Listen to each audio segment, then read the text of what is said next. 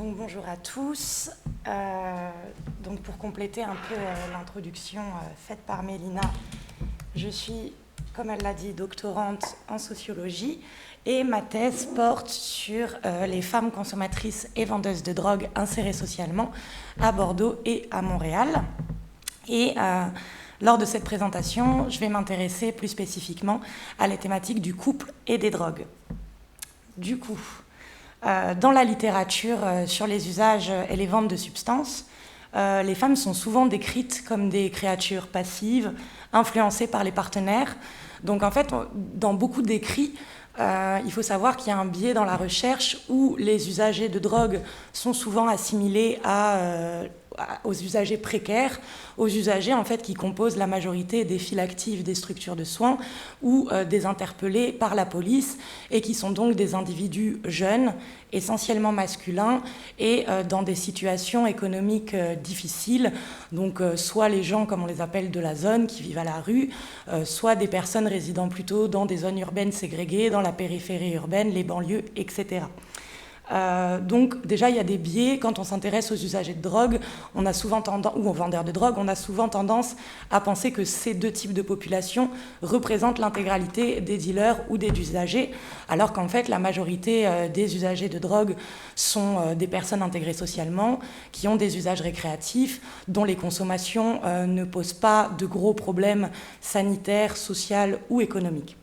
Voilà. Et donc en fait moi c'est à cette population-là que je m'intéresse, une population intégrée socialement, et c'est aussi à une population féminine qui est souvent exclue des recherches, donc que ce soit dans la littérature sociologique sur les drogues, on a souvent une minorité de femmes dans les échantillons, et en fait ça fait écho à ce qu'on voit dans les structures liées aux drogues, puisque dans les XAPA et dans les CARUD, on a entre 20 et 30% de femmes dans les files actives de ces structures sanitaires en addictologie. Et parmi les interpellés pour vente ou usage de drogue par la police, on a environ 7% de femmes, 93% d'hommes. Du coup, les femmes sont invisibilisées dans les structures qui gravitent autour des ventes et des usages de drogue, et elles sont aussi invisibilisées dans la littérature sociologique et dans les rapports publics sur les usages et ventes de substances.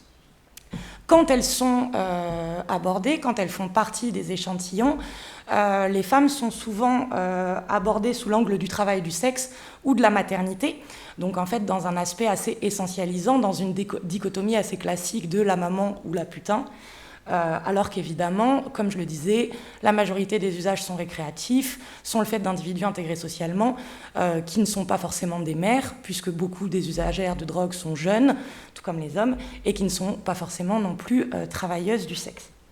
Voilà. Dans la littérature, donc, très peu de données sur des femmes et très peu de données sur des personnes insérées socialement. Donc évidemment, quand on croise ces deux variables, les données se font assez rares. Voilà. Du coup, quand on s'intéresse aux usages et ventes de drogue au sein de couples insérés socialement, là encore, la littérature se fait rare et les données plus encore.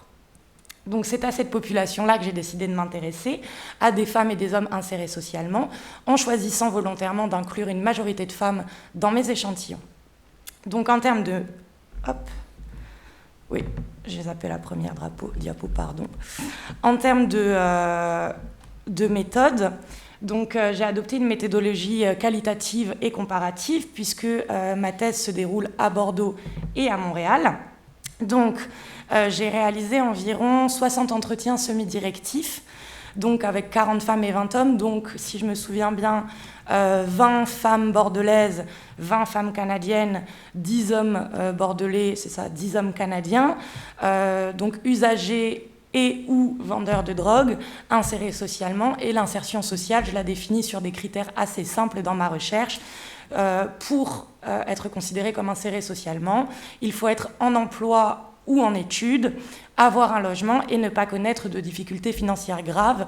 Et en fait, cette catégorisation se fait un peu en opposition à la définition de la précarité qu'on va par exemple trouver chez les files actives des CARUD, où on a essentiellement des personnes sans domicile fixe, souvent avec un parcours professionnel semé d'embûches, très instable, très précaire, avec une difficulté à se projeter. Donc là, on n'est pas du tout sur une population comme ça, on est sur une population de gens, entre guillemets, lambda, qui ne sont pas du coup ciblés par les politiques publiques liées aux drogues, ni présentes dans les structures sanitaires ou répressives.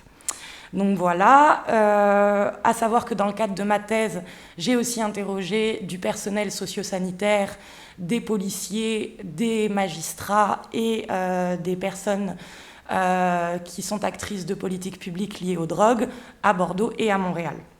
Voilà.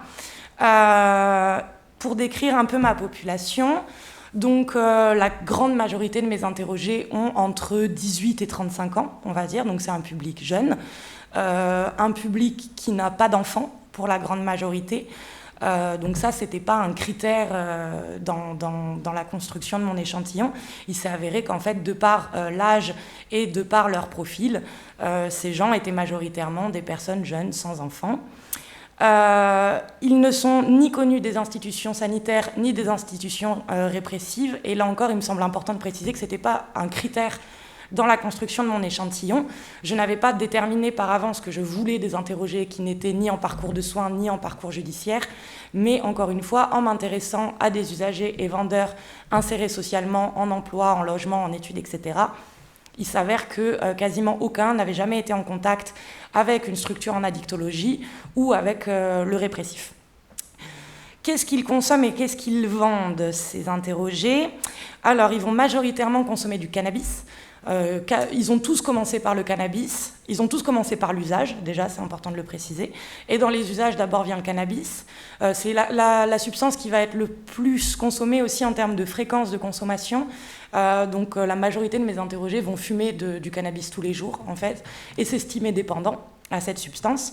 Et après, on va avoir des usages essentiellement de cocaïne sniffée, d'amphétamine. Donc là, je vous ai mis les 3 produits les plus consommés. Mais on va aussi avoir des consommations de kétamine, des consommations de drogues de synthèse. Voilà. Alors, ces consommations de cocaïne, d'amphétamine, de kétamine, elles sont majoritairement récréatives en contexte festif, le week-end. Mais je vais quand même avoir quelques interrogés qui vont développer des troubles de l'usage de la cocaïne, par exemple, avec des consommations qui vont déborder sur la semaine, sur les soirées après le travail, etc. Et ma population consomme très peu d'opiacés.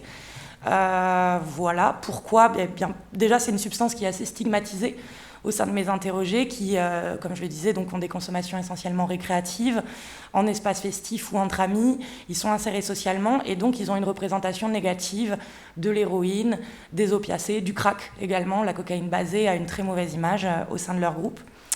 Voilà. Ils vont vendre essentiellement les produits qu'ils consomment, puisqu'en fait, ils sont dans un modèle d'usage-revente. Donc, c'est la consommation qui amène au petit trafic, puisqu'on va revendre pour financer ses propres usages. Voilà, donc ils vont revendre du cannabis, ils vont revendre de la cocaïne, ils vont revendre les hallucinogènes qu'ils peuvent consommer le week-end, la kétamine, etc. Le plus souvent à un cercle d'amis proches, sans s'inscrire dans un réseau de deals hiérarchisé comme on peut le voir dans le trafic de banlieue. Il n'y a pas de guetteurs, il n'y a pas de nourrices, il n'y a pas d'échelons hiérarchisés. C'est un peu sur le modèle du deal entrepreneurial, en fait. Voilà, c'est l'usage-revente dans tout ce qu'il y a de plus classique. Également, puisqu'on s'intéresse aux couples aujourd'hui, la majorité des personnes inscrites dans mon échantillon sont des personnes hétérosexuelles. Donc là, en fait, c'est un biais de recherche lié à la méthode en boule de neige, puisque pour trouver mes interrogés, comme je ne passais pas par des structures sanitaires ou par des structures répressives, j'ai dû me constituer un réseau propre. Et donc, j'ai rencontré 5 personnes qui m'ont introduite chacune à 3 personnes, qui m'ont introduite chacune à 3 personnes, etc. Puisque les liens de confiance sont essentiels sur ce terrain, que j'avais besoin de me constituer un réseau par mes propres moyens en France et plus encore au Canada. Et donc, comme les personnes ne m'introduisent qu'à des gens qu'elles connaissent, forcément, ce sont des gens qui leur ressemblent. Donc, j'ai une majorité de personnes hétérosexuelles, j'ai une majorité de personnes blanches, j'ai une majorité de personnes jeunes, beaucoup de gens qui vont être dans les mêmes groupes d'amis, qui vont fréquenter les mêmes espaces festifs, etc. Et donc, en fait, la typologie que je peux dessiner de mes usagers vendeurs va se faire beaucoup en fonction des groupes d'amis que j'ai interrogés, avec par exemple des groupes dans le festif, des groupes de consommateurs uniquement en soirée privée le week-end, des groupes uniquement d'usagers de cannabis, etc. Donc ça, c'est des biais de méthode assez classiques quand on procède par effet boule de neige. Donc, comment va s'organiser ma présentation ? Je vais commencer par parler du rôle des substances dans le choix des partenaires, avant d'analyser l'influence des partenaires sur les consommations, pour aborder ensuite les effets des consommations et des ventes de drogue sur les couples, avant de conclure sur les rapports de genre dans l'achat et la vente de drogue au sein du couple, toujours. Donc, le rôle des substances dans le choix des partenaires. Alors déjà, il y a plusieurs choses qui sont assez marquantes et qui reviennent très fréquemment dans les entretiens qualitatifs réalisés avec les usagers et usagères, revendeurs, revendeuses. Il y a clairement une préférence marquée pour avoir un ou une partenaire qui consomme autant que soi, c'est-à-dire quelqu'un qui fume du cannabis tous les jours va me dire voilà, moi je vais clairement préférer tomber sur quelqu'un qui fume aussi tous les jours parce que sinon il ne comprendra pas mes usages, je risque d'être jugée, je risque d'être stigmatisée, même s'il l'accepte au début, ça risque de lui poser problème parce que l'odeur, parce que le dealer qui passe, parce que le pot d'herbe présent sur la table, etc., parce qu'il risque d'être choqué s'il me voit sortir ma cocaïne le week-end en soirée, tout ça. Donc, de ce point de vue-là, il y a une préférence pour un partenaire avec à peu près le même niveau de consommation. À savoir qu'il y a une petite différence de genre. Il y a plus d'hommes qui me disent vouloir une partenaire qui consomme moins qu'eux. Et donc, ça fait écho à des choses très intéressantes. Il y a beaucoup d'hommes, en fait, qui me disent qu'eux, ils ont envie que leur partenaire féminine les cadre, que leur partenaire ne les incite pas à consommer, que leur partenaire soit dans une attitude de care, en fait, quelque chose qu'on retrouve de très classiquement dans les études de genre. La femme doit être là pour protéger, pour assurer la santé du couple, pour assurer le bien-être du partenaire, etc. Et donc, si la femme consomme plus que l'homme, ça contrevient à ces normes de genre-là. Voilà. Donc, les hommes vont vouloir une partenaire qui consomme autant qu'eux ou moins qu'eux. Les femmes vont plutôt vouloir un partenaire qui consomme autant qu'elles. Voilà. On va aussi avoir le refus d'une partenaire ou d'un partenaire à la fréquence de consommation trop élevée ou qui consomme certaines substances stigmatisées. C'est-à-dire, oui, je veux une partenaire qui se drogue, ou un partenaire qui se drogue, mais pas qui se drogue beaucoup plus que moi. Si, par exemple, l'interrogé consomme de la cocaïne le week-end, il ne va pas avoir envie de quelqu'un qui ramène de la cocaïne tous les soirs à la maison. Voilà. C'est une manière de se protéger d'un effet incitatif.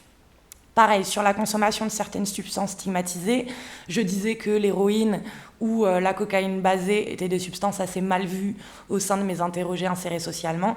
Eh bien, c'est pareil. Autant quelqu'un qui va passer son week-end à faire la fête, à consommer des psychotropes, du LSD, de la kétamine, ça pose pas de problème, ça rentre dans les clous. Par contre, s'il sort une seringue, s'il commence à baser de la cocaïne, etc., là, ça rentre dans l'image de la toxicomanie, ça rentre dans l'image d'évaluer, dévaloriser de la dépendance, d'un usage plus hard, plus trash. Et donc, les interrogés n'en veulent pas. Et ça peut faire écho à des choses qu'on voit en free party, par exemple, qui sont des lieux de deal et de consommation de drogue intense, mais où, par exemple, la consommation d'héroïne en injection va être très mal vue. Voilà, avec une stigmatisation du junkie, du crackhead, de l'injecteur. Voilà. Donc, un partenaire qui consomme comme soi. Voilà, c'est vraiment ce qui est recherché. Également, dans le choix des partenaires, il va y avoir une influence des lieux de rencontre, avec des fréquentes rencontres dans les espaces festifs, commerciaux ou alternatifs sous substance. Et ça aussi, ça pose des questions. C'est-à-dire que j'ai des interrogés qui m'ont dit s'être mis en couple sous substance et remettre complètement ce choix en question le lendemain, dans la période de redescente, parce que est-ce que somme toute j'étais pas sous MDMA, est-ce que j'étais pas un peu emballée, etc. machin. Donc ça peut pousser à la remise en question de la mise en couple, tout comme ça peut rassurer, se dire qu'on se rencontre en terrain connu, se dire que si on se rencontre en free party ou en club techno, c'est qu'on a forcément des affinités communes, qu'on prend les mêmes drogues, qu'on écoute la même musique, qu'on a un mode de vie similaire. Donc en fait, tous ces aspects, ça tend à démontrer qu'il y a une recherche d'endogamie du point de vue des usages de substances et du point de vue de la fréquentation de certains espaces festifs. Voilà. il y a la recherche de la similitude dans le choix du partenaire. Et là, c'est pas très original, puisqu'on sait qu'on a tendance à chercher, peut-être pas consciemment, mais en tout cas à se diriger vers des partenaires de même origine sociale, de même niveau de diplôme, de même religion. Et ben pour les usages de drogue, il apparaît que c'est similaire. On a tendance à se diriger vers des personnes qui consomment les mêmes drogues, à peu près à la même fréquence, à peu près dans les mêmes contextes. Voilà. Ensuite, sur l'influence des partenaires sur les consommations. Alors, je le disais en introduction, dans la littérature, on retrouve beaucoup l'idée que les femmes sont initiées par les hommes et qu'il y a une grosse différence genrée à ce niveau-là. Je pense que ce constat-là est à nuancer de manière très forte, puisque, comme je le disais, en fait, les études sur les drogues se basent souvent sur des populations précaires, souvent injectrices. Et peut-être, je n'ai pas la réponse puisque ce n'est pas mon terrain, que les femmes injectrices sont plus initiées par les hommes. Mais en tout cas, sur ma population de fumeurs de cannabis, d'usagers de cocaïne en sniff qui vont en teuf, en free party, en festival, etc., en club, les femmes ne sont pas davantage initiées par les hommes. Voilà, les femmes et les hommes font leurs initiations, font leurs premières expérimentations entre amis, avec leur groupe de pairs, sans que ce groupe d'amis soit forcément plus masculin. Donc, cette idée d'une initiation féminine par les hommes sur mon terrain n'est pas constatée. Par contre, ce qui est constaté, c'est une influence importante des partenaires sur les consommations, du côté des hommes comme du côté des femmes, sous plusieurs aspects. Déjà, il peut y avoir une incitation, et je mets entre guillemets parce que cette incitation n'est jamais présentée comme consciente et volontaire de la part du partenaire. C'est quelque chose qui se fait dans les relations, dans les rapports humains au quotidien, mais le partenaire peut inciter à plus consommer. Donc, pourquoi ? Déjà parce qu'on peut faire une rencontre avec un partenaire qui va dédiaboliser certaines substances parce qu'il les a déjà expérimentées dans le passé, parce qu'il y a accès plus facilement, parce qu'il remet en question la dangerosité du produit. Et donc, le fait de voir quelqu'un qu'on aime, en qui on a confiance, nous dire « bah non, le LSD c'est super cool, tu vas pas rester bloqué » ou « la cocaïne, tu deviens pas accro du jour au lendemain », ça peut faciliter la première expérimentation. Donc ça n'initie pas, mais ça dédiabolise. Le partenaire peut aussi faciliter l'accès en ayant des plans, en ayant des contacts, des connaissances, etc. Il peut y avoir aussi un léger décalage entre les deux niveaux d'usage des partenaires, avec un partenaire qui consomme un peu plus que soi, et donc, je ne sais pas, par exemple, l'interroger fumer 1 joint par jour, elle va se mettre en couple avec quelqu'un qui fume 4 joints par jour, et elle va fumer sur les 4 joints du partenaire, parce que ça va être présent, parce que ça va être dans le cendrier, parce que ça donne envie, tout simplement. Ça facilite l'accès. Et également, pourquoi ça peut inciter à la consommation ? Parce qu'être avec quelqu'un qui consomme, notamment vivre avec quelqu'un qui consomme, ça permet de ne pas consommer seul. Et consommer seul, notamment des drogues comme la cocaïne, enfin des drogues dites dures, c'est quand même quelque chose de stigmatisé, c'est mal vu, ça génère de la culpabilité. On ne va pas prendre une trace de cocaïne seule comme on peut fumer un joint seul, par exemple. Et donc, être avec un partenaire qui consomme, si on a envie de prendre une trace de cocaïne le samedi soir, là, il y a quelqu'un pour le faire avec nous. Donc, d'un côté, un peu, c'est exactement pareil que s'ouvrir une bière seule ou s'ouvrir une bière en couple. On a l'impression de ne pas faire quelque chose qui est stigmatisé socialement. Ça rentre dans un contexte qu'on peut décrire comme festif, ça déculpabilise. Donc, en fait, le fait d'être avec quelqu'un, ça génère des opportunités de consommation. Dans ce contexte, je pense qu'il faut aussi s'attarder 2 minutes sur le cas particulier du partenaire dealer, ou de la partenaire dealeuse, même si pour le coup, j'ai beaucoup plus d'hommes qui vendent en couple que de femmes qui vendent en couple, parce que le partenaire qui deal facilite énormément l'accès à la consommation, avec souvent des produits gratuits ou beaucoup moins chers donnés aux partenaires. C'est-à-dire, si vous sortez avec quelqu'un qui deal, vous n'allez pas payer pour l'herbe qu'il vend ou pour la cocaïne, ou alors vous allez le payer au prix d'achat, donc ce ne sera pas 80 € le gramme, ce sera 40, voilà. Donc, à savoir, comme je le disais, que c'est souvent des partenaires masculins qui dealent, qu'il y a parfois du deal en couple, mais qu'il y a souvent une exclusion du partenaire qui ne deal pas de base pour mais plus souvent, la protéger, entre guillemets. Et donc, le fait d'avoir un partenaire qui deal, ça peut générer des tensions spécifiques. Soit ça peut générer une perte de gain pour le dealer parce que la partenaire va consommer gratuitement ou ne va pas fournir de bénéfices à la vente. Donc en fait, au début, c'est cool, vas-y, fume sur mon herbe, vas-y, prends ma coque, amuse-toi, il n'y a pas de problème. Puis en fait, au bout de 6 mois de relation, on réalise qu'on fait 2 fois moins de gains qu'avant. Et donc, ça commence à poser des petits problèmes. Et donc, est-ce qu'on va demander à notre partenaire de nous acheter nos produits? Est-ce que notre partenaire doit devenir une cliente? C'est des questions qui se posent. Pour le partenaire qui ne deal pas, la drogue peut devenir trop accessible et donc il peut développer ou elle peut développer des usages excessifs. Et donc tout ça peut générer soit des difficultés pour diminuer ou stopper la consommation, soit des difficultés pour retirer du profit de la vente. Donc ça peut générer des tensions bien spécifiques, avec des fois des disputes entre partenaires sur ce sujet-là. Dans le cas d'une incitation à moins consommer, ça se produit aussi, et je dirais à peu près à la même fréquence, et les deux incitations peuvent se produire au sein d'un couple, les trajectoires ne sont pas linéaires, les carrières de consommateurs sont faites de phases d'arrêt, de phases d'augmentation, de phases de diminution, etc. Et donc comment un partenaire peut inciter à une diminution de la consommation? Déjà tout simplement parce qu'il consomme moins, donc avant vous fumiez 4 joints par jour, et puis là à côté de vous, vous avez quelqu'un qui fume pas, et puis être défoncé à côté de quelqu'un de sobre, c'est quand même un peu point rigolo, ça nous renvoie à notre propre image, ça nous renvoie à notre propre consommation. Donc on va diminuer parce qu'on se sent en décalage tout simplement avec celui qui consomme moins. Le partenaire qui consomme moins peut aussi alerter l'autre sur des abus ou des situations problématiques. Moi je consomme une trace en soirée, toi tu consommes 1 gramme, est-ce que tu trouves ça normal? J'aime pas te voir dans des états comme ça me met mal à l'aise, je me reconnais pas là-dedans. Plein de phrases qui peuvent apporter en fait un regard extérieur sur ces usages. Également parce que tout comme consommer à 2, c'est plus facile et moins stigmatisant que consommer seul, diminuer à 2, c'est aussi plus facile que diminuer seul. En tout cas quand les deux ont la même volonté d'aller dans cette direction, parce que du coup on va partir tous les deux plus tôt de la soirée, on va diviser ensemble les produits, enfin on sera 2 pour lutter contre les envies de substances.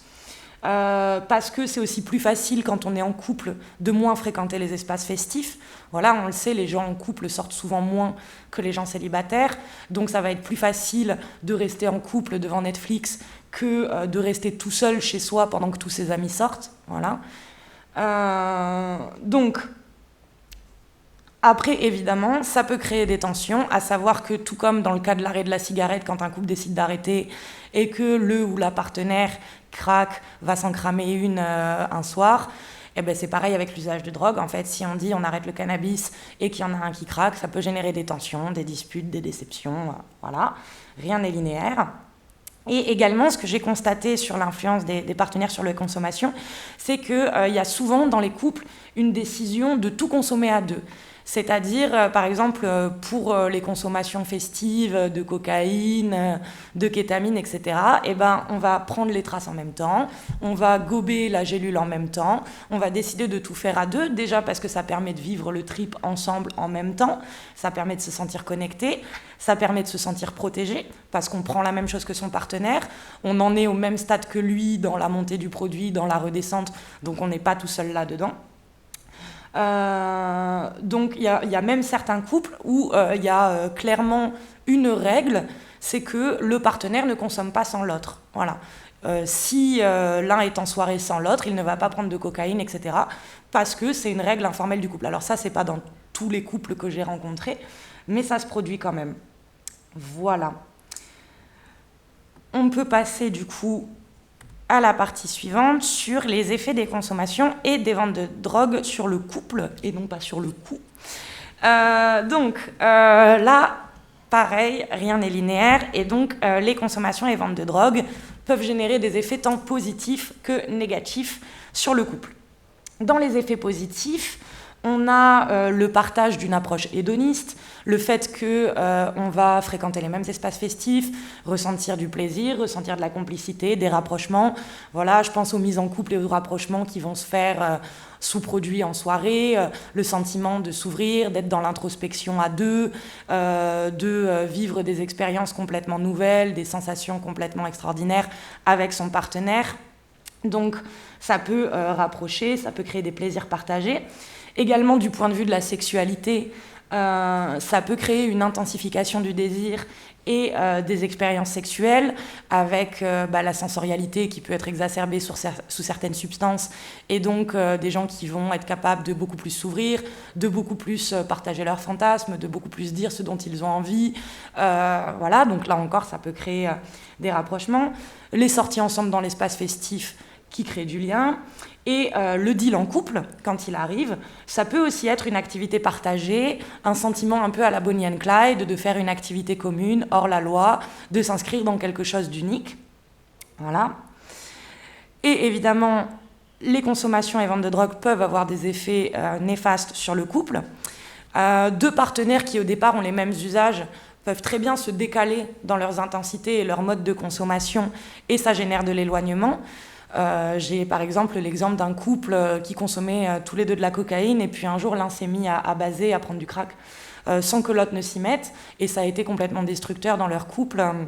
La partenaire n'était clairement pas d'accord avec ce mode d'usage-là. Le partenaire ne voulait pas diminuer parce qu'il estimait que ça ne lui posait pas de problème, que c'était occasionnel et récréatif, et donc ça a généré un fort éloignement. Il peut aussi avoir l'impression de s'enfoncer dans une spirale infernale à deux, c'est-à-dire ils sont tous les deux dans l'abus, ils sont tous les deux dans la perte de contrôle de leur consommation, ils voient l'autre, leur partenaire, qui est dans la même trajectoire, et donc ils ne s'en sortent pas, et ils ont l'impression qu'être avec leur partenaire, ça ne fait que renforcer leurs troubles de l'usage et leur perte de contrôle. Voilà. Les usages de drogue peuvent aussi amener à des comportements désapprouvés par les partenaires. Donc, on le sait, consommer de l'alcool, des substances, ça désinhibe. Et donc, ça peut paraître un peu anodin, mais j'ai eu le cas d'une interrogée qui me disait, mais en fait, quand il était sous-produit, à la fin, mon mec, il montait sur la table, il se déshabillait, il m'affichait devant mes potes, il se confiait, il se mettait à pleurer, à raconter son enfance. Une soirée, ça va, 10, j'en ai marre, quoi. Et donc voilà, et elle disait, sobre, tout se passait très bien, on était très amoureux, mais dès qu'on était en soirée, dès qu'on prenait des produits, ce qui se passait quand même 1 à 2 fois par semaine, je ne le reconnaissais plus, je le trouvais ridicule, je le trouvais pénible, il ne se remettait pas en question là-dessus, le lendemain, il disait avoir tout oublié. Donc voilà, comment réagir quand on a l'impression que notre partenaire nous affiche, qu'il n'est pas capable de se gérer sous substance. Également, les usages de drogue peuvent aussi générer des difficultés sexuelles. Donc j'ai eu plusieurs récits d'hommes qui me disaient qu'ils avaient du mal à avoir une érection, à éjaculer ou à jouir sous substance, des femmes qui mentionnaient des sécheresses vaginales, ou voilà, des difficultés à communiquer là-dessus également. Et donc quand ça se multiplie, par exemple avec le cannabis aussi, sans forcément parler de problèmes physiques, ça peut aussi être...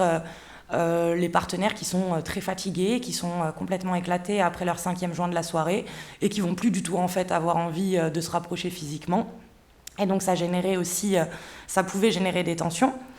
Et concernant la vente de drogue, y a aussi des cas de couple où l'un des partenaires veut que l'autre arrête de dealer, ou celui qui deal ne veut pas du tout arrêter pour des raisons diverses et variées, parce que ça lui permet de financer sa consommation, parce que ça lui permet de se fournir un complément de revenu, parce que ça lui permet de s'intégrer dans un groupe, de se trouver une légitimité, de satisfaire un besoin d'appartenance identitaire, etc.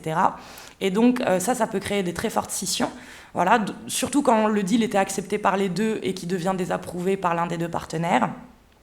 Donc ça peut créer des tensions. Et donc au final, sur mon terrain, il y a eu à la fois plusieurs mises en couple sous substance, et plusieurs séparations où les drogues apparaissent comme un motif de rupture, et parfois au sein des mêmes couples. On peut donc passer à la dernière partie, sur les rapports de genre dans l'achat et la vente de drogue au sein du couple. Donc, on va commencer par l'achat. Avec l'achat, déjà, il y a une répartition très genrée de l'achat de drogue au sein des couples. Et de manière générale, le genre influe beaucoup sur l'approvisionnement en drogue. Ça, j'en parle dans un article que j'ai écrit pour Psychotrope, où en fait, il apparaît que les femmes, quand elles vont chercher des substances à un dealer, font face à des avantages et des inconvénients.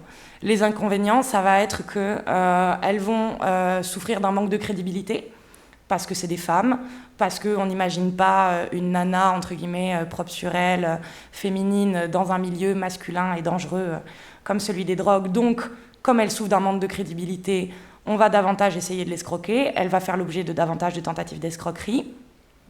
Elle va aussi fréquemment faire face à un harcèlement de la part des dealers qui vont tenter de la séduire parce qu'il y a une association qui est faite entre disponibilité sexuelle et usage de drogue, entre consommation de substances et filles de mauvaise vie, en gros. Donc on se dit que si elle vient chercher 1 gramme de cocaïne, elle doit être prête à ouvrir les jambes pour l'avoir moins cher. En gros, c'est un peu l'idée. Donc ça, c'est les inconvénients. Et ça a aussi certains avantages d'être une femme quand on achète. Comme on est fréquemment l'objet de tentatives de séduction, on peut aussi négocier davantage le produit. Voilà, on bénéficie d'une image d'innocence et de crédulité qu'on peut retourner à notre avantage si on en a envie. On est aussi beaucoup moins interpellé par la police, donc transporter des drogues, c'est plus facile, etc. Mais du coup, quand on est en couple, en général, le partenaire n'a pas tellement envie que sa copine ait des produits moins chers parce que le dealer essaye de la draguer. Il n'a pas tellement non plus envie que sa copine se fasse escroquer parce qu'on la pense plus neuneux que le reste. Donc, c'est plus souvent l'homme qui va aller chercher la substance pour le couple dans l'idée de protéger la femme des dangers du deal, malgré les avantages que je viens de vous rapporter. Concernant le deal, pareil, c'est l'homme qui vend le plus souvent. Mais en même temps, le deal féminin permet des opportunités. C'est-à-dire qu'une femme qui deal, comme je le disais, elle sera beaucoup moins repérée par la police, par les videurs à l'entrée des boîtes de nuit, etc. Donc elle va plus souvent mettre le produit dans ses sous-vêtements pour échapper à des contrôles, parce qu'on ne la soupçonnera pas. Une femme qui deal, c'est aussi une femme qui inspire confiance aux clients. Donc les clients ne se diront pas qu'elle essaiera de les escroquer, parce que tout simplement, ils prennent en compte un rapport de force et ils se disent « Un mec d'1m80, 100 kg qui m'escroque, qu'est-ce que je peux faire ? Par contre, une nana de 60 kg, 1m70 qui m'arnaque, si je la retrouve, elle peut craindre pour son intégrité physique, donc elle essaiera moins de m'arnaquer, donc plus de confiance dans les femmes. Donc, quand la femme deal, ça génère des opportunités spécifiques. Et quand il y a un deal en couple, souvent il y a une organisation très genrée, c'est-à-dire la femme emmène dans le club, ou la femme transporte dans la rue, l'homme rapatrie les clients et effectue les transactions, la femme garde l'argent sur elle, c'est l'homme qui s'occupe de l'approvisionnement, qui va négocier avec les grossistes, etc. Et la femme va aussi beaucoup se charger de tout ce qui est empaquetage et communication, voilà, qui va ramener des nouveaux clients par le biais d'intermédiaires, d'amis, etc. Voilà, donc le deal en couple permet une organisation spécifique, mais souvent aussi, y a des dealers qui ne veulent pas mêler leur compagne au trafic, toujours dans l'idée d'épargner, de préserver le féminin des dangers du deal, des dangers de ce monde-là. Voilà. Alors que dans l'idée, si l'homme se fait attraper par la police, les risques concernent aussi la femme, puisqu'une femme qui bénéficie du trafic peut tout aussi bien tomber aussi. Et donc, je conclurai sur le fait que les drogues influencent de diverses manières le couple, à la fois positivement et négativement, à la fois en incitant aux usages, tout comme en incitant à leur contrôle, en incitant au deal, tout comme en le restreignant. Donc voilà, ça influence les consommations, les ventes, ça influence les prises. Et réciproquement, les consommations et les ventes de drogue peuvent influencer le couple dans la mise en couple, dans sa construction, dans sa rupture, etc. Comme je l'ai dit, il y a de nombreux effets de genre au sein du couple sur la question des drogues. Et les notions d'espace sont importantes, puisque dans l'espace public, comme je le disais, c'est davantage les femmes qui vont transporter les substances. Dans l'espace festif, l'effet de genre est extrêmement important aussi, puisqu'il y a une association faite entre disponibilité sexuelle et usage de substances. Donc les femmes dans les espaces festifs vont faire face à des tentatives récurrentes de séduction, etc. Et dans l'espace privé, c'est le lieu de la sexualité, c'est le lieu des discussions de couple, c'est le lieu où on remet en question ce qui va et ce qui ne va pas, et c'est là où la consommation ou les ventes du partenaire peuvent être remises en question et peuvent générer des tensions. Voilà.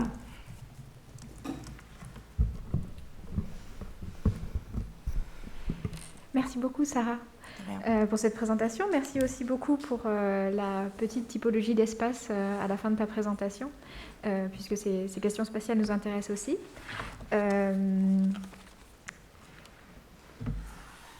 Juste une petite question de ma part, justement, sur ces questions spatiales, avant d'ouvrir les questions à toute l'Assemblée et aux autres membres du podium. Tu as beaucoup parlé d'espace domestique et d'espace festif. et j'ai pas eu l'impression d'avoir une vision claire de où ces couples consomment quoi. C'est-à-dire, parfois tu disais que la consommation de cannabis pouvait être comme la bière du soir qu'on ouvre à deux dans l'intimité d'une vie commune, d'une cohabitation. Donc déjà, est-ce que les couples que tu as interrogés sont tous cohabitants ou non? Et ensuite, par rapport aux espaces festifs, quel type d'espace festif il s'agit? Est-ce qu'il s'agit d'espaces festifs de fêtes chez des amis ou chez soi, qu'on organise soi-même chez soi? Est-ce qu'il s'agit d'espaces festifs dans lesquels on va à deux, dans lesquels on va en groupe d'amis dans une boîte, un bar? Quel type dans un festival? Voilà, quel type d'espace festif il s'agit? Ok. Donc non, tous les couples ne sont pas cohabitants. Il y en a une partie, mais pas tous. Ils se retrouvent beaucoup les uns chez les autres. Alors, moi, quand je parle d'espace domestique, c'est chez les gens, dans l'espace privé. Et les espaces festifs, ça va vraiment être les clubs, les bars, les festivals, les free parties, etc. Les fêtes privées, pour moi, sont intégrées dans l'espace privé parce que je reprends tout simplement les typologies de trend de l'Observatoire français des drogues et toxicomanie sur ces questions. Et du coup, quels usages dans le domestique, quels usages dans le festif? Dans le domestique, c'est là où vont être consommés le plus le cannabis. En effet, un peu comme la bière du soir. Le cannabis, c'est vraiment, chez mes interrogés, associé à une idée de l'intime, à une idée de la détente, à une idée d'évasion. Donc, en fait, beaucoup vont fumer des joints après manger, comme la cigarette, ou alors quand ils ont fini leur journée. Et c'est quelque chose qui se partage, notamment en couple, avec des amis, mais c'est aussi quelque chose qu'on va vivre seul pour se retrouver, pour faire un break, pour être dans l'apaisement, etc. Dans les espaces festifs, on va retrouver des consommations très diversifiées qui vont s'adapter au contexte. C'est-à-dire que par exemple en free party, les usages de substances sont très banalisés. Prendre une trace dans sa voiture ou même par terre, ça ne choquera personne. Fumer un joint, ça ne choquera personne. Donc ça peut se faire à peu près n'importe où avec n'importe quelle substance, sauf comme je le disais, l'injection ou certaines drogues comme l'héroïne, le crack qui vont être davantage stigmatisées. Dans les espaces festifs commerciaux comme les clubs, les bars, il va y avoir des consommations de substances, mais qui vont être forcément plus dissimulées parce que c'est illégal et parce qu'on est dans un contexte festif où il y a de la surveillance avec des vigiles, etc. Donc, selon les clubs, on va pouvoir fumer un joint rapidement dans l'espace fumeur, mais au risque de se faire mettre dehors. On va aller taper des traces dans les toilettes, mais quand même rapidement parce qu'on n'est pas à l'abri, qu'on frappe à la porte et qu'il y a le videur derrière. Le plus simple, c'est quand même de gober une pilule avec une rasade d'eau ou de bière parce que ça s'avale en 1 minute 30, que ça fait effet pendant 4-5 heures, voire plus. Et donc c'est efficace. Donc tout ce qui est ingestion va être privilégié dans les espaces festifs commerciaux parce que c'est pratique. Et après, dans les soirées privées entre amis, là, tout dépend du groupe d'amis, tout dépend de ce qui est banalisé et normalisé ou non au sein du groupe de pairs. Et donc c'est intéressant parce que selon les soirées et selon les gens présents, on peut très bien mettre la jaquette sur la table basse et qu'il y ait des traces en continu toute la soirée, tout comme continuer à cacher un peu la prise de traces ou de drogue dite dure et donc aller dans les toilettes, le garder dissimulé parce que ça risque d'être mal vu et d'être stigmatisé par les participants. Et le cannabis dans les soirées privées est extrêmement banalisé et ça, personne ne s'en cache et ça tourne et ça circule même en temps de Covid. Voilà. Merci. Est-ce que vous avez des questions pour Sarah ?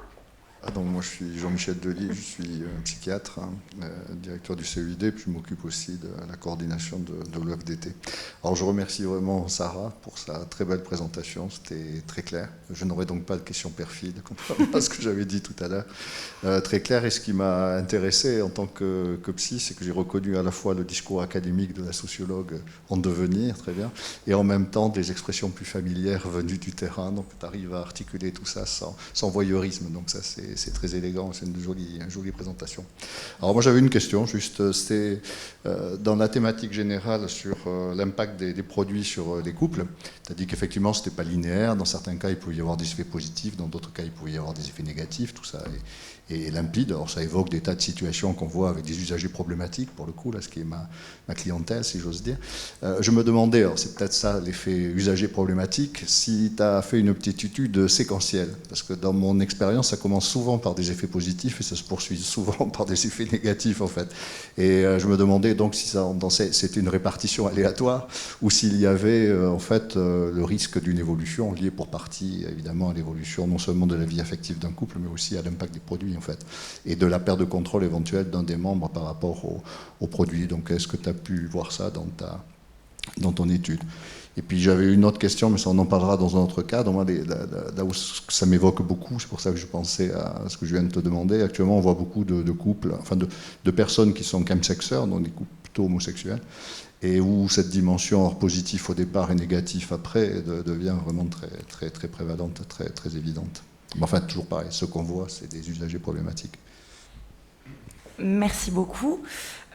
Sur la question d'effets séquentiels, alors oui, tout à fait. Et en fait, ce qui est amusant, ce qui est intéressant, c'est que ces effets de séquence, de carrière, d'étape, on les retrouve en fait dans les trajectoires individuelles des individus et dans les trajectoires des couples. Et en fait, moi, ce que je constate, c'est que souvent, mes interrogés individuellement consomment du cannabis. Après, pour certains, se dirigent vers l'expérimentation de drogues diverses et variées, expérimentent des conséquences négatives et des conséquences positives de manière assez intense pendant quelques mois à quelques années, avec parfois l'apparition de troubles de l'usage, des conséquences sanitaires, sociales, etc., pas toujours positives qui se manifestent. Et après, il y a une reprise de contrôle avec le choix de produits qu'on va consommer prioritairement, les produits qui nous conviennent le mieux, les modes d'usage qui nous conviennent le mieux, les contextes qui nous conviennent le mieux. Et il y a une pérennité qui va s'installer là-dedans. Après, moi, comme je l'ai dit, ma population a tout au plus 35 ans. Donc, je n'ai pas tellement d'exemples de sortie de la consommation.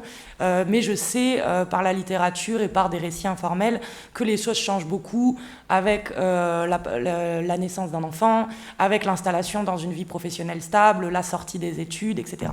Et donc, en fait, la vie de couple suit un peu cette trajectoire-là, c'est-à-dire que il faut que les individus se rencontrent dans la même période. Il faut qu'ils se rencontrent, il faut qu'ils soient tous les deux dans l'expérimentation ou tous les deux dans une stabilisation de leur consommation. Mais s'il y en a un qui est dans la stabilisation et l'autre dans l'expérimentation, en fait, leurs modes de vie vont être décalés. C'est pas qu'une question de mode d'usage ou de produits choisis. C'est une question d'intensité de sortie, c'est une question de fréquentation, c'est une question de ce qu'on aime faire de ces soirées, de combien de temps on va être en redescente, etc. Mais c'est vrai que dans les vies de couple, j'ai eu des couples qui sont restés ensemble assez longtemps et qui ont traversé toutes ces étapes ensemble, de la découverte, l'expérimentation intense, des troubles de l'usage, la stabilisation, le choix de certains produits, etc. Donc en effet, il y a clairement des séquences qui se dégagent, qui peuvent être analysées avec un modèle de carrière de couple et un modèle de carrière individuel.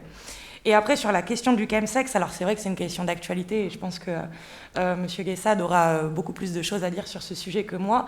Comme je l'ai dit, moi, ma population est essentiellement hétérosexuelle et donc, selon la définition qu'on fait du chemsex aujourd'hui, c'est quand même circonscrit à un milieu d'hommes qui ont des relations sexuelles avec des hommes, qui consomment plutôt des catinones et des drogues de synthèse, dans un contexte de sexe à plusieurs, organisé, etc. Alors, moi, je vais avoir des contextes où des interrogés vont prendre des substances dans le but d'influencer leurs relations sexuelles. Je me demande toujours si ça peut être qualifié de chemsex ou non, parce que pour moi, la notion d'intentionnalité est centrale dans le chemsex, c'est-à-dire que j'ai plein d'interrogés qui font la fête, qui prennent des stimulants et qui vont avoir des relations sexuelles derrière, mais sans que la prise de stimulants vise à influencer le rapport sexuel. Donc pour moi, du coup, vous me direz ce que vous en pensez, mais on n'est pas dans du chemsex. Mais j'ai aussi quelques interrogés qui me disaient on s'enfermait à deux avec mon mec, on sortait 3 grammes de coke et on faisait une sex party à deux toute la nuit. Donc là, je pense qu'on est plus dans une idée de chemsex, mais qui n'est pas non plus dans un truc de sexe à plusieurs, avec de la 3-MMC, etc. Donc, moi, j'ose pas encore employer le mot de chemsex pour parler de ces gens-là, parce que la définition du terme étant ce qu'elle est pour l'instant, j'ai l'impression que ce n'est pas, que c'est pas approprié. Voilà. Mais il y a bien des effets, des choix de produits pour influencer les relations sexuelles entre couples hétéros. Ça arrive tout à fait, bien sûr.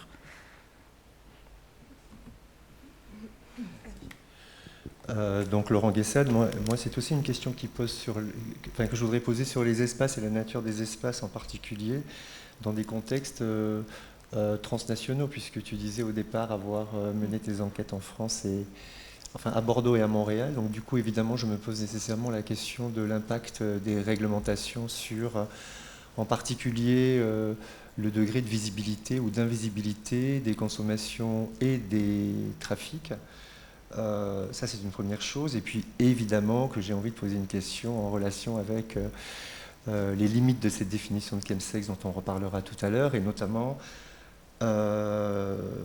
savoir si les consommations impactent pour le coup les choix de sexualité monogame ou au contraire multipartenaire en contexte hétérosexuel. C'est bizarre d'ailleurs de dire en contexte hétérosexuel, mais pour le coup on a effectivement des effets comme ça de bascule analytique qui sont possibles. Du coup c'est évidemment une question que je ne peux pas manquer de me poser. Merci. Alors, sur la question des espaces et de l'influence de la réglementation du Canada, c'est vrai que j'en ai assez peu parlé, alors que c'est un point qui mérite d'être abordé. Sur la réglementation, eh ben, le cannabis est légal à Montréal, donc la question des différences de genre dans l'approvisionnement en cannabis ne se pose plus, très clairement. Les femmes vont autant chercher du cannabis à la SQDC que les hommes.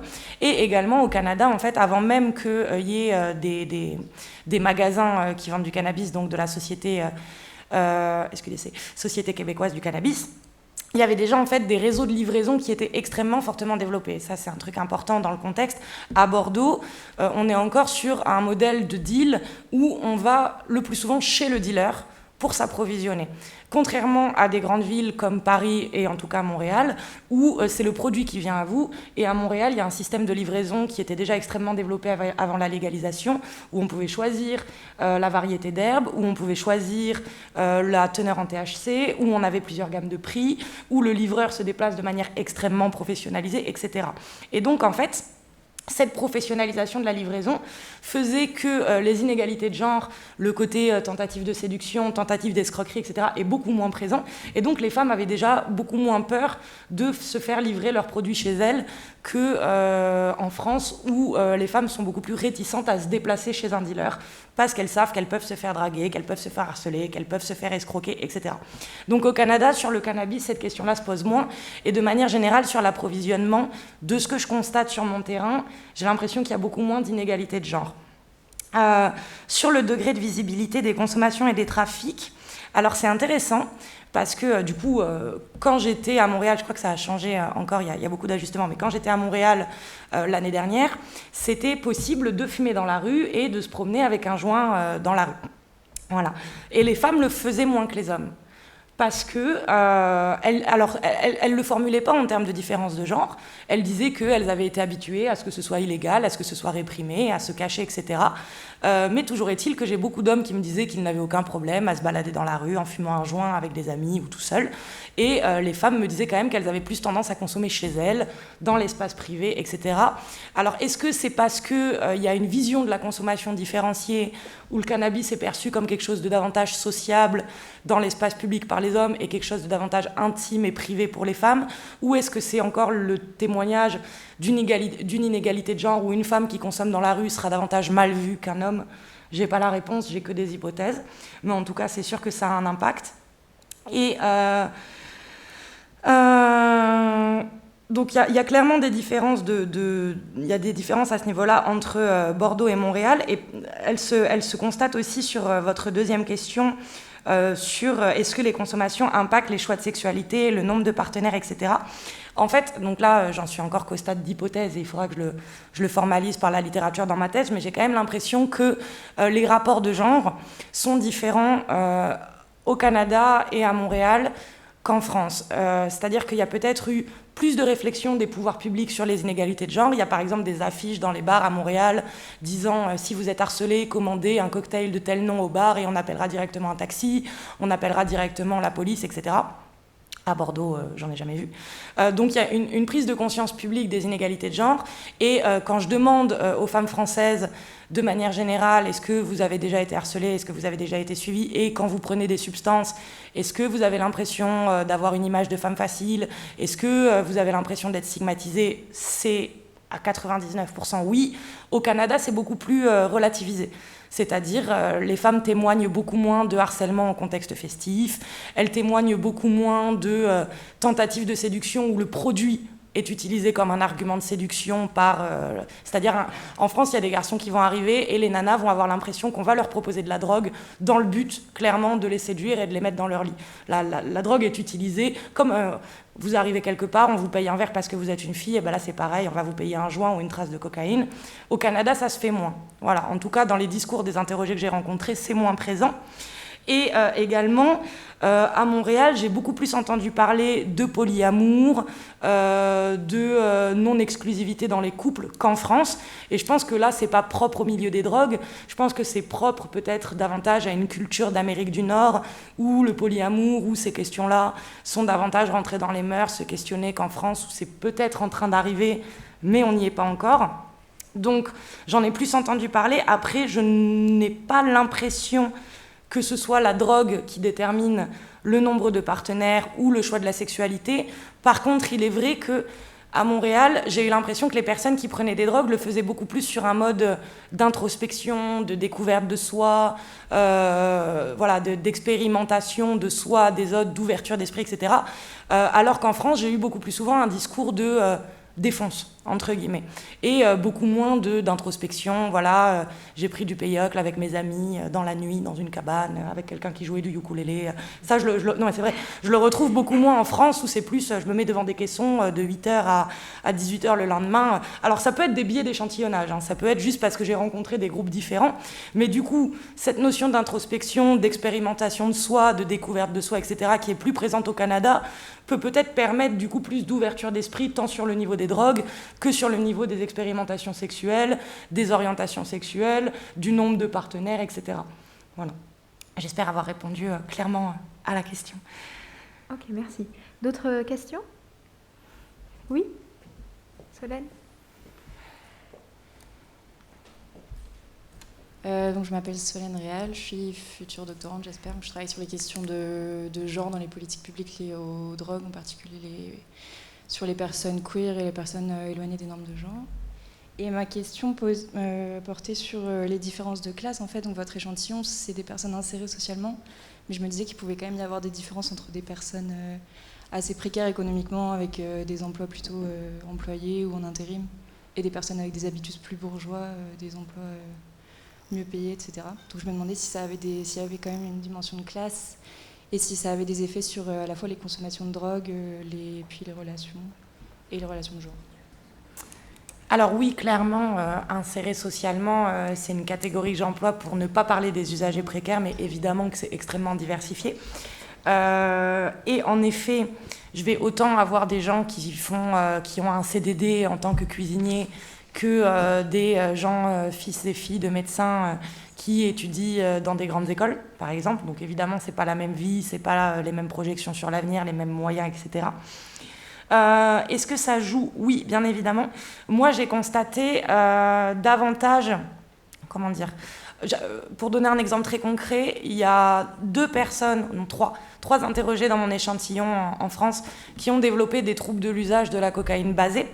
Et c'était à chaque fois des personnes dans l'insertion sociale la plus basse, si c'est bien formulé, c'est-à-dire des personnes avec des contrats CDD ou intérim, des boulots avec des horaires en coupure, avec un travail physique dans la restauration, dans le bâtiment, etc., avec notamment des usages sur le lieu de travail, voilà, ce qui ne se retrouvait pas du tout, par exemple, chez les étudiants ou chez des gens en CDI qui travaillent dans des domaines divers et variés, avec un meilleur salaire, avec une attention davantage portée au prestige social, etc.